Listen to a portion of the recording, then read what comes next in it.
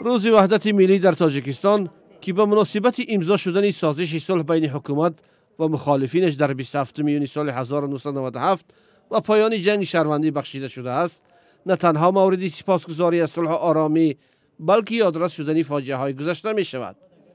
از جمله برای جمالدین ابراهیموف که بیش از 20 سال باز دنبال پیدا کردن قبر پدر و جزا دیدن قاتلان او می گردد.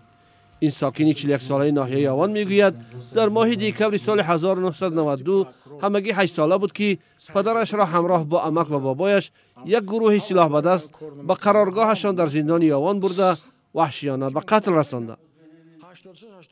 وجود بود فایزی خان دانا начальник همین ما بود کماندری کلونشون بود. اینا با کماندری کلونی همین یاون بود شتابی چیز محمد جان زاغوف بود با قاینما بود که در آنجا که یا هم مش دکازات دیگه چیزی که میگم یا حقیقت که یا اساس داره. محمد جان زاغوف هم خیلی برآمد کرد در آنجا که خسروی قیام هردش گفت که بکشید چه در گنرالی پروکراتور هم که در پروکراتوری یاون هم که در شاه منصور هم مجدا همین گپ محمد جان زاغوف گفت که تغییر و پرسید شکی کیان گفت تغییری تری محمد جان زاغوف گفت محمد صالح گفت مظفری چشکوت یا هم در آنجا که اشتراک کرده بودن در آنجا دست دارن میدونن که مثال که جسد پدری ما کجوره. پدر جمالدین قیامالدین ابراهیموف معروف به قیام پهلوان یاوانی از ورزشگران شناخته و سرمایه‌دار بود. او با سران عالم جنایی یا ریکی تیرها نیز آشنایی داشت. در سالهای 90 قیام پهلوان که همگی 28 سال داشت در میان ورزشگران و هم در میان تاجران نوپیدا معروف بود و ادعای فرزندش برخی قماندان‌های صحرایی و گروه‌های جنایی با پدرش و خانواده آنها مخالفت پیدا می‌کنند.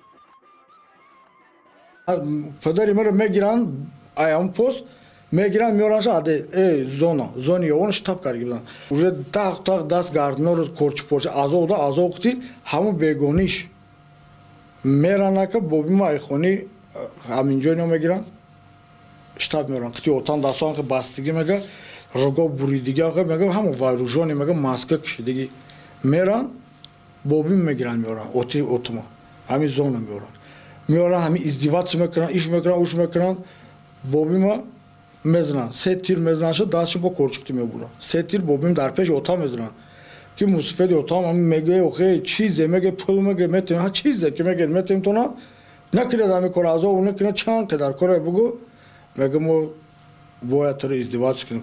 جمالدین ابراهیموف پسر قیامالدین برای پیدا و جوابگری کشیدن قاتلان پدرش به مقامات از جمله دادستانی کل تاجیکستان و دستگاه پرزیدنت مراجعت میکند. در آغاز تحقیق قضیه را دادستانی و شعبه کارهای داخلی ناحیه شاه منصور شهر دوشنبه پیش میبرند. از جمله در برابر چند نفر دیگر خود جمالدین را هم برای روبرو کردن دعوت میکنند. بعداً مقامات ناحیه یاون از جمله دادستانی به تحقیق قضیه میپیوندند و حتی تشخیص کالبدشناسی قبر پدر قیامالدین را میگذرانند.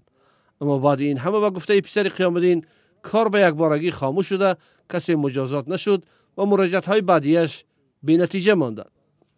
فیضی خان ناظیموف راهبر گروهی که به گفته جمالدین در قتل پدرش دست دارند این اتهامات را بی پایه خواند. هم جفر کا پروکراتور یوم زادل سی یوم فایرو کا پروکراتور یوم فایرو هم جور فایرو پوشیدن روز که کلیه باشه موبایل یه درون نمیشه شد. اکچولی نو دوشی رو در روز که ما نمیدونم دیگه نمیشه شد. بعد هم جواب هم سمت نه امی آیه بود که سمت گفتن که کارو تو اوتی وشی کارو چیکار کردی هم تو دیگه هیچ نخوچم نیست. ظاهرشاه عبدالرازق زاده یاردمچی دادستانی ناحیه یاون در یک صحبت کوتاه تلفنی با رادیو آزادی گفت که این موضوع کمتر سیری مخفیگی دارد و چیزی زیادی گفته نمیتواند.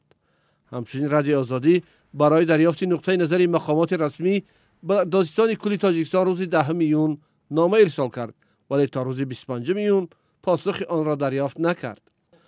جمالدین ابراهیموف میگوید تلاش‌هایش برای پیدا کردن قبر پدر و قاتلان تا کنون نتیجه نداده است. مقامات انتظامی یاون دیگر او را نمیپذیرند. دادستان کل با آخرین مراجعت تکراریش روز 11 میون پاسخ داده مسئله را به دادستانی ناحیه یاون واگذار کرده است که باید تا 20 میون نتیجه بررسی ها را به مؤلف مراجعت به طور خطی پیشنهاد کند، ولی تا 25 میلیون این نهاد هیچ اطلاعی به ابراهیموف نرسانده است. داستان جمالدین ابراهیموف یکی از صدها و شاید هزاران داستان غم‌انگیز زمان جنگ داخلی تاجیکستان است که از سال 1992 تا سال 1997 ادامه کرد. در آن زمان نه کمتر از 50,000 نفر کشته و هزاران تن دیگر بینام و نشان شدند. تنها در ناحیه یاوان سالهای 1992-93 550 تن کشته شده است. اما تعداد آنهایی که مثل جمالدین 10 سالها بازگوری عزیزان بینام و نشان شده شان را می‌جویند سال به سال کم و کمتر می شود.